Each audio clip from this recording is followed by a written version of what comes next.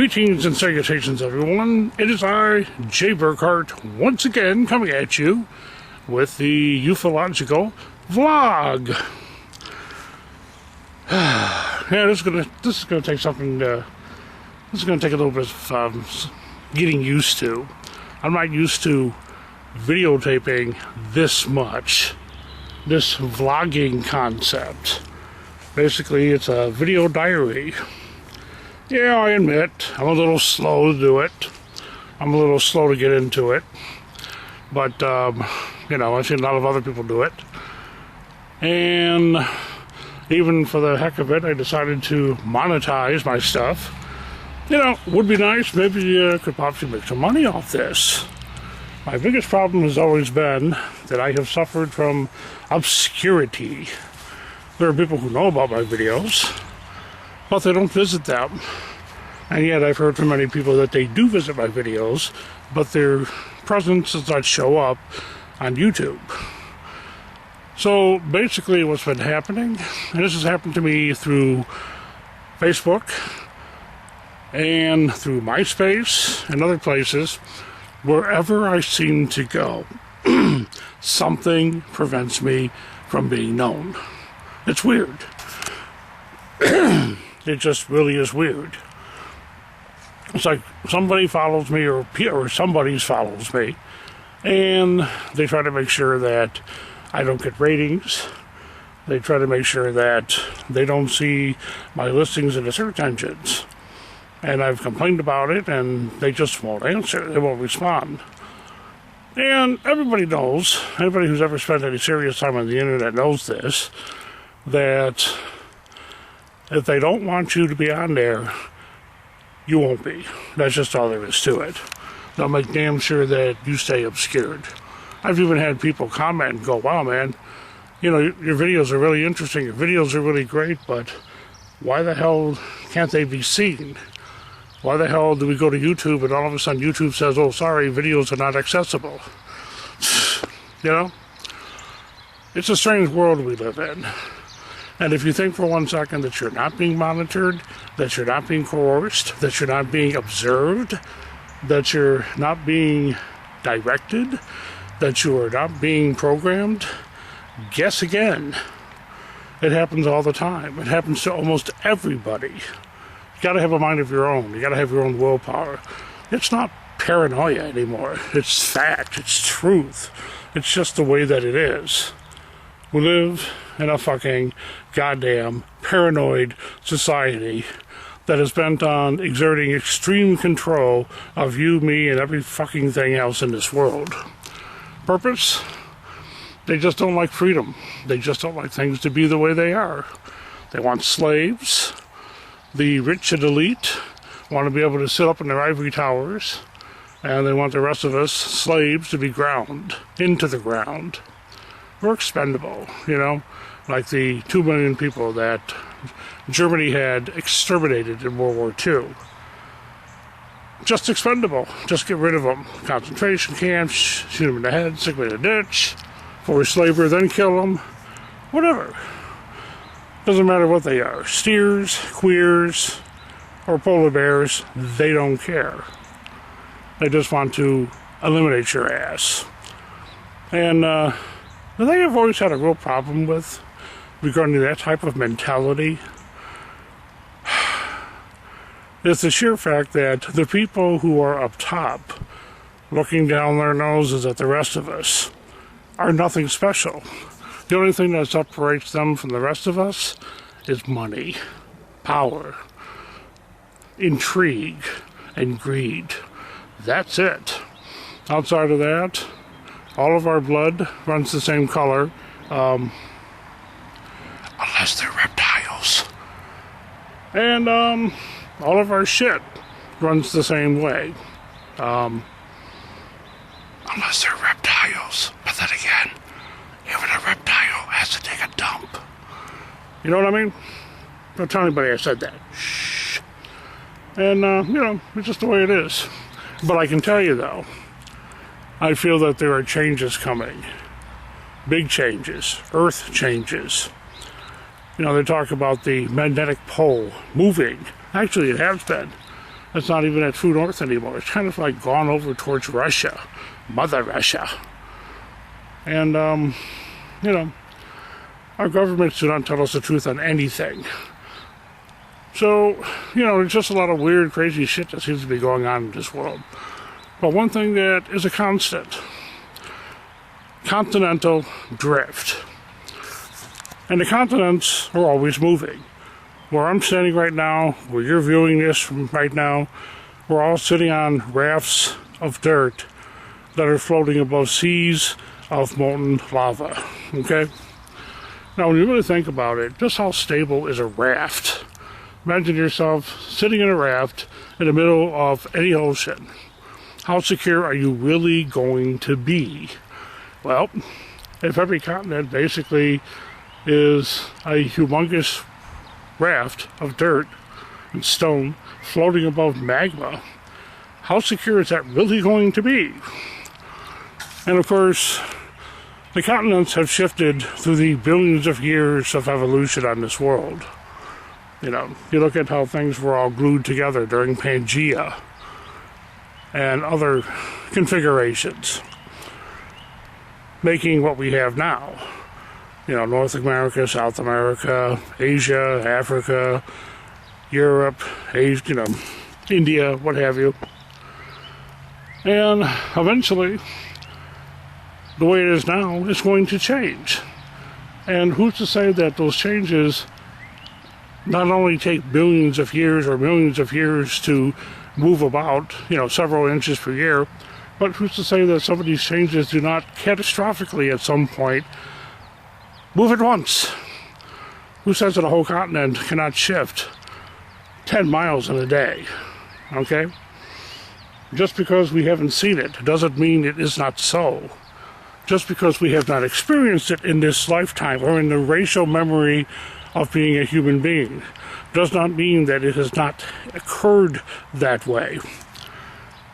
That theory is just as valid as any of the other ones that people have created about earth changes, magnetic shifts, and everything else that people are predicting is going to happen to us.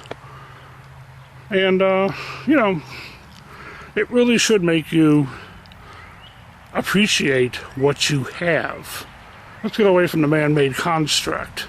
Let's get a more natural background, shall we? Because that's what we're really talking about. We're talking about nature. We're talking about life. And we're talking about how it can change at a moment's notice. Because that's what it's all about. Change. And we as human beings also change. We can be one way one moment, we can be someone else the next moment. How many of you have known people that were so kind, and then all of a sudden they turned into insidious, self-obsessed, greedy assholes? On the same note, how many of you have known people who were really obnoxious and bullies, and all of a sudden became really sweethearts, really nice people? Change. It does happen. And you know, you really have to be aware of such changes. And you always have to make sure that if you experience such a change, always try to figure out whether or not it's the best for you and perhaps other people around you. You know, consider the percentage of dysfunctional families in this country, let alone the world. All right? How many psychological misfits have been produced, born, let's say, during the 50s and the 60s and the 70s, that are now walking around this earth as adults?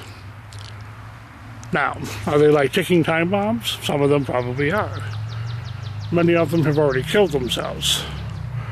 And then you have those that basically continue to make everybody's life a miserable living hell. And that's just the way it is. And as far as the realm of asshole, I cannot believe how many assholes there are in this reality. There's tons of them. I mean, I have never seen so many people so ignorant, so nasty, so mean. So taking the side of one person who does nothing but lie. You know, I know people presently who basically would come up, burn your house down, hand you the match, call the fire department, the police, and then when they got there, would tell them that you burnt the house down. Okay?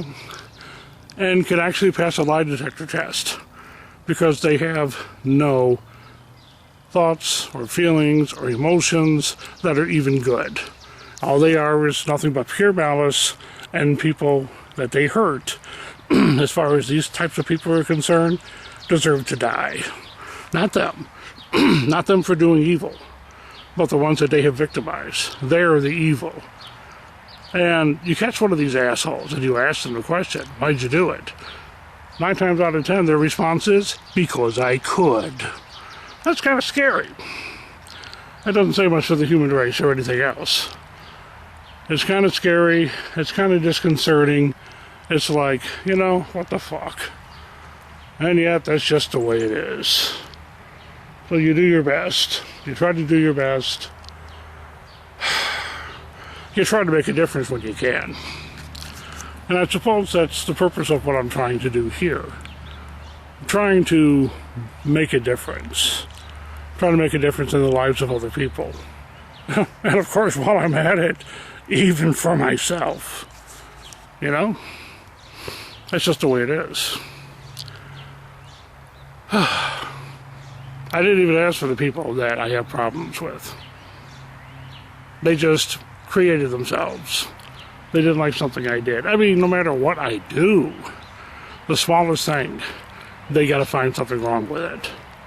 And yet, in reverse, if you look at anything they've done, there's nothing. They've done nothing. So they have self-appointed themselves as your judge and jury. And to me, that's just bullshit.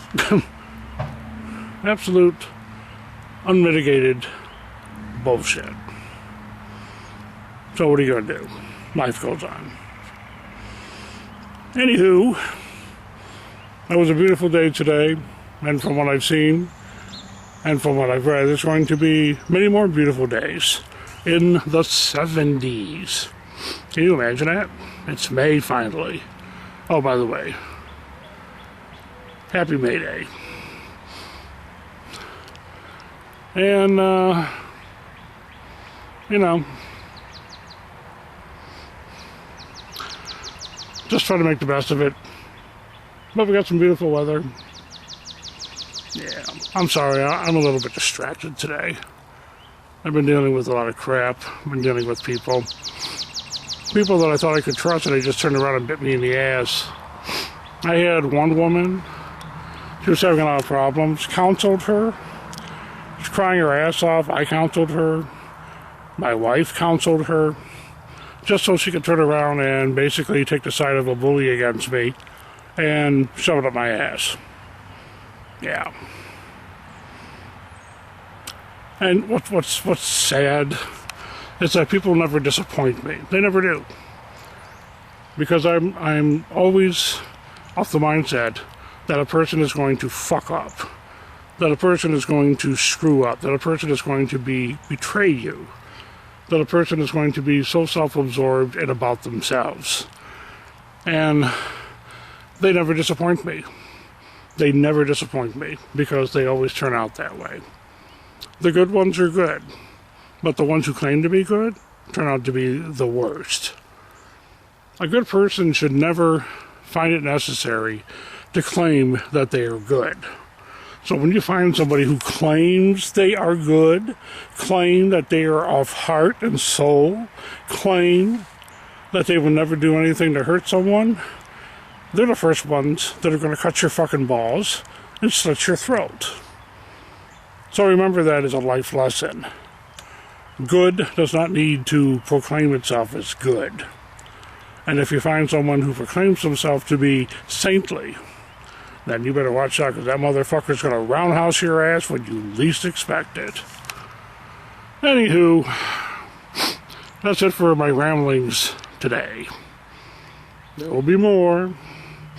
And of course, in each video, each vlog I do, I know some people are going to be out there, but when are you going to start doing the lessons about Santa for? Well, that's the beauty of doing this vlog, because the lesson will be interwoven in what I say and what I do. So you got to watch each video and, you know, treat it as a one-on-one session between you and me. And it's your job to glean what you want or what you can or what you're able to detect or what you're willing to accept out of it while you shit-can the rest of it. That's my style. I find that that is the best way of transferring information and knowledge from one soul to another.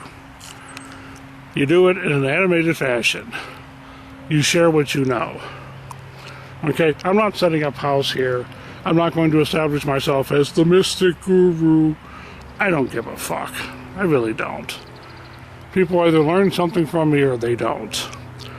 I've tried dedicating myself more seriously to the art of teaching people, only to have them basically go off half-cocked to some other asshole that promised them the world, and then after they got burnt out and sucked dry of finances, came crawling back to me and said, "Oh, I'm really sorry, man. I should have listened to you in the first place. Will you take me back?" And I just look at them and go, "You made your bed, motherfucker. Sleep in it, bitch." And that's my attitude. There ain't no baseball system here. You either get it right or you don't. You know? Shit or get off the pot. Get off the fucking fence. Make a decision. That's what it's all about. That's the way I've had to live. It's the way real people have to live. And that's just the way it is. You do what you gotta do. And, you know, sink or swim, baby. That's the bottom line. Sink or swim. Till next time, this is Joe Burkhardt here on the Ufological blog. Enjoy the weather. Enjoy your jade helm. And be at peace within yourself before you ever consider of getting a piece out of somebody else. Blessed be.